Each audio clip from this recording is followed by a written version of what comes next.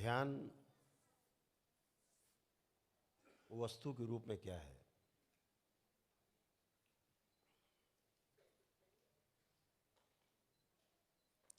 सही देखा जाए तो ध्यान और निद्रा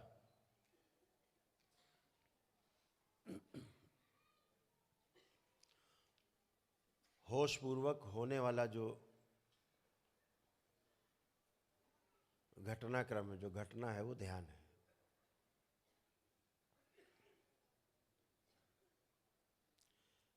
निद्रा भी एक प्रकार से घटना ही है, उसको आपको लाना नहीं पड़ता, वो आ जाती है।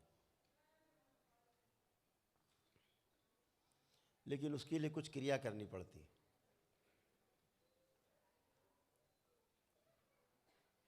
जैसे सुखपूर्वक कोई स्थान जहाँ बैठ सकें या लेट सकें,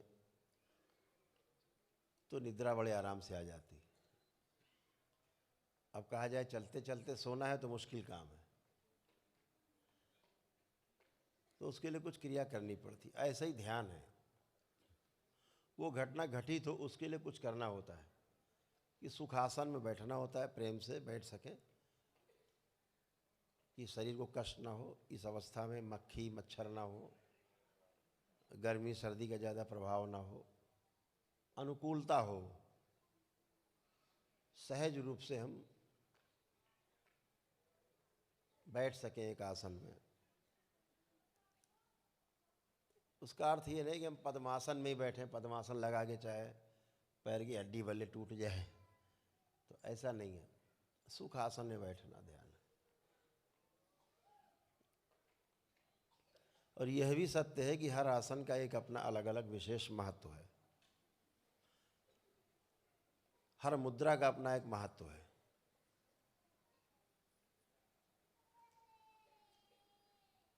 तो ध्यान एक घटना है जिसके लिए हमें कुछ उसके लिए व्यवस्था करनी होती है। सुखपूर्वक बैठना पहले, दूसरा कि हम भूतकाल से और भविष्य से अपने को विरत रख सकें। भूत और भविष्य में जाए बिना जो घटना घटती है उसका नाम ध्यान है। वर्तमान में रहने का नाम ही ध्यान है। वर्तमान में रहा कैसे जाए, ये एक बहुत बड़ी समस्या मानव जाति के सामने है।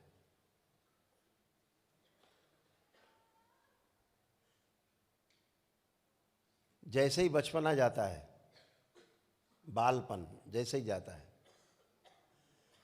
जैसे ही मेरा और तेरा वाला भाव शुरू होता है,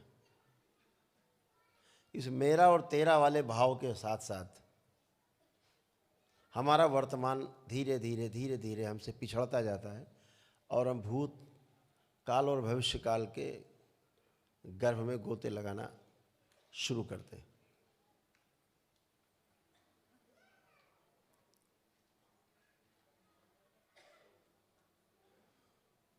तो इससे कैसे बचा जाए कि हम भूतकाल में जाए बिना, भविष्य में जाए बिना वर्तमान में रह सकें?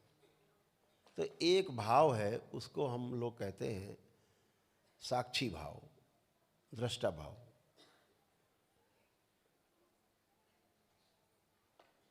अगर हम साक्षी भाव में स्थिर रह सकें, यानी जो हो रहा है सिर्फ उसको देखना है, जो हो रहा है उसको देखना है, जो हो गया जो होगा उसे देखना साक्षी भाव नहीं है। जो हो रहा है उसे देखना। जैसे कैमरा है, कैमरा जो सामने हो रहा है उसको देख रहा है, कैमरा उसी को देख रहा है। भूतकाल को कैमरा नहीं देखता, भविष्य को कैमरा नहीं देखता। ये कैमरा किसको देख रहा है?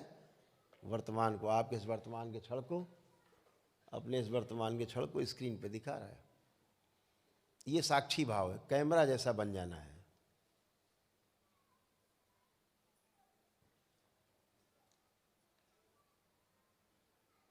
जो है उसमें शामिल हो जाना है जिम्मेदारी पूर्वक, वो ध्यान है। तो ध्यान करना नहीं होता, ध्यान हो जाता है, ध्यान होता है। ध्यान एक घटना है, ध्यान क्रिया नहीं है। ध्यान के पहले किए जाने वाला हर कार्य क्रिया है, लेकिन ध्यान क्रिया नहीं है। ध्यान तो हो जाता है, पता नहीं किस समय आप ध्यान में चले जाएं। जैसे निद्रा के लिए आपने व्यवस्था की, बिस्तर लगाया, तकिया लगाई, चादर रखा, रजाई रखी, लेट गए आप, ओढ़ भी लिया, लेकिन नींद अभी नहीं आई है। अभी आपने क्रिया की है, केवल आँख बंद किया, अंतिम क्रिया है ये वो सोने वाली। आँख बंद कर लिया आप, अभी सोच विचार चल रहे हैं। आँख बंद होने के बाद भी सोच विचार जारी है, भूत और भविष्य में गोते अभी लग रहे हैं। फिर अचानक से पता नहीं कब सो जाते आप। आप चाहे घड़ी सामने लगा के रखो, आप सवेरे ये नहीं बता सकते कि कितने बज के कितने मिनट पे आप सोए थे। आप ये तो कह सकते अरे हम करीब 11 बजे के आसपास सो गए थे, क्योंकि आखिरी बार आपने देखा था 11 बज रहा था। लेकिन 11:05 पे सोए कि 11:15 पे सोए कि 11:30 पे सोए, ये आपको नहीं पता, बस सो गए, घटना घट गई। ऐसे ही ध्यान घटित होता है जब आप होश पूर्वक साक्षी भाव में रहते हैं, दृष्टा भाव में कैमरे की तरह रहते हैं। जो हो रहा है उस पर ध्यान रखते हैं, ध्यान देते हैं, ध्यान करते हैं, करते करते करते हो जाता है। तो दो चीज़ें होती है ध्यान करने में। ध्यान करने में हमेशा दो चीज़, इधर गिर गए तो नींद आ जाती है, उधर गिर गए तो ध्यान हो जाता है। दो में एक चीज़ जरूर आएगी। निद्रा के समय सोता हुआ व्यक्ति ध्यान करता जैसा मालूम पड़ेगा, ध्यान करता हुआ व्यक्ति ऐसा लगेगा निद्रा में बैठा है। दोनों में ज़्यादा भेद नहीं कर सकते आप देख करके। तो जो ध्यान करते हैं आप लोग, तो घटना दो घटती, या तो नींद आएगी या ध्यान में चले जाएंगे। तो घबराना नहीं है इससे, ये होता ही है। धीरे धीरे कहते नहीं, करत करत अभ्यास के जड़मति होए सुजान। अभ्यास करते रहने से धीरे धीरे जो जड़ बुद्धि लोग भी जो हैं, जिनको बुद्धि भी नहीं है, वो भी बुद्धिमान बन जाते हैं। तो सभी लोग ध्यान को सामान्य क्रिया की तरह लेंगे, जैसे सामान्य घटना है।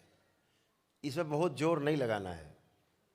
आप इसमें जितना जोर लगाएंगे उतना फंसते जाएंगे, आप बाहर नहीं निकल पाएंगे। जैसे दलदल में फंसा हुआ व्यक्ति जितना उसे निकलने के लिए जोर लगाता है, दलदल में उतना ही ज़्यादा वो और धंसता जाता है।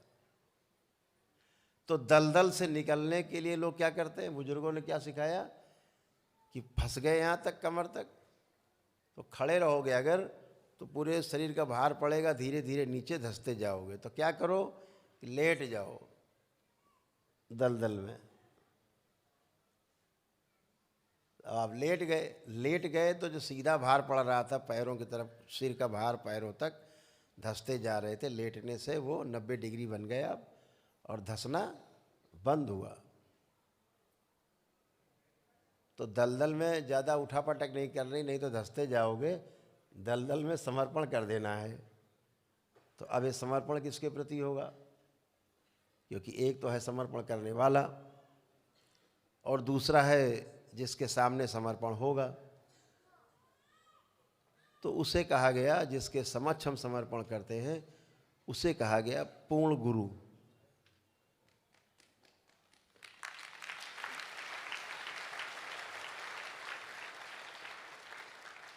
तो बाबा जैसे पूर्ण गुरु यदि हम उनके समक्ष अपना समर्पण कर देते हैं कि जही विधि हो ही नाथ हित मोरा, करहु सुवेग दास मैं तो।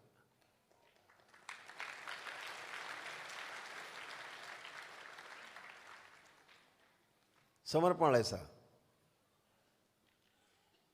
समर्पण के लिए कुछ करना नहीं है। समर्पण एक बहुत छोटी सी घटना है, लेकिन समर्पण करने वाले का हृदय बड़ा विशाल होना चाहिए।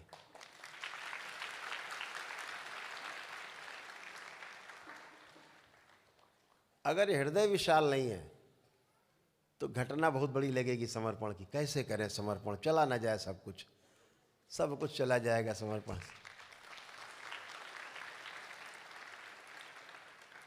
कुछ तो बच के रख जाए, कुछ तो रख लें बचा के। अरे भाई, समर्पण का अर्थ ही है सब कुछ लुटा देना। गुरु के सामने सब कुछ लुटा दिया, बचा ही नहीं। कुछ भी बचा के रख रहे हैं कि चलो ऐसा नहीं होगा तो फिर आगे ऐसा कर लेंगे। ये समर्पण की सबसे बड़ी बाधा है। जहां आपने विकल्प चुना, ऐसा नहीं होगा तो ऐसे कर लेंगे,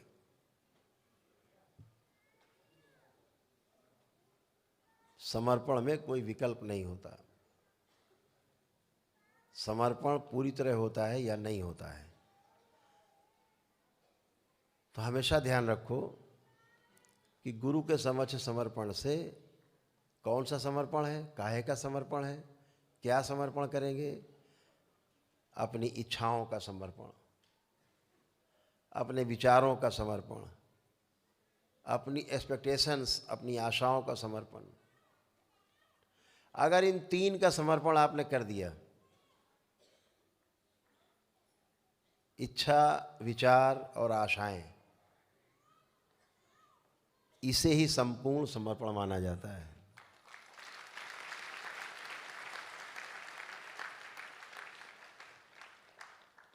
इन इच्छा, विचार, आशाओं में ही आपका काम, क्रोध, मद, लोभ, अहंकार,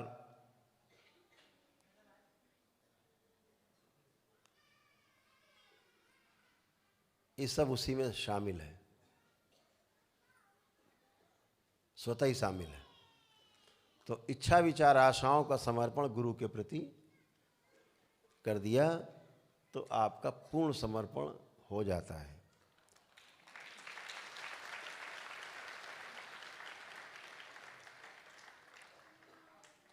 तो इसलिए जिस दिन समर्पण करते हैं, आप कभी देखो, घर में भी माता पिता किसी भी काम के लायक, शारीरिक काम के लायक ना बचे हो, बिस्तर पे ही हो या कोई कार्य ना कर पाते हो वृद्धावस्था में, फिर भी अपने आप को महसूस होता है कि किसी का साया हमारे सिर पर है।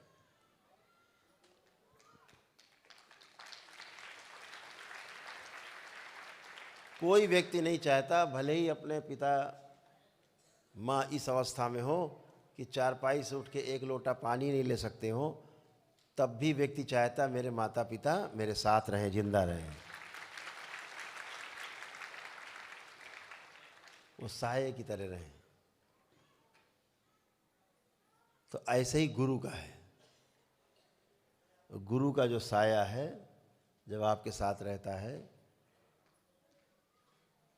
और गुरु का साया गुरु देता नहीं, गुरु से छीन लेना पड़ता है, गुरु से लेना पड़ता है।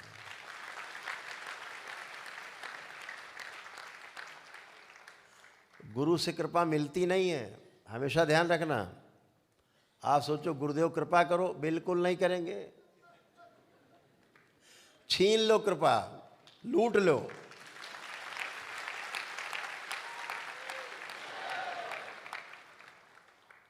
तो गुरु कृपा लूटी जाती है, मिलती नहीं। इस धोखे मत रहना कि गुरु कोई कृपा आप पे करेगा। ये कृपा तो आपको लूटनी पड़ेगी। कैसे लूटोगे? समर्पण करके। हमने तो सब कुछ दे दिया, अब तो बचा ही नहीं कुछ। अब तो जो कुछ है तुम्ही से लेना है, अब तुम्ही से लूट लेना है, मेरे पास तो बचा ही नहीं। तो ऐसे भावना रख के गुरु के प्रति, बाबा के प्रति आपको चलना है जीवन में। तो आप सभी लोग एक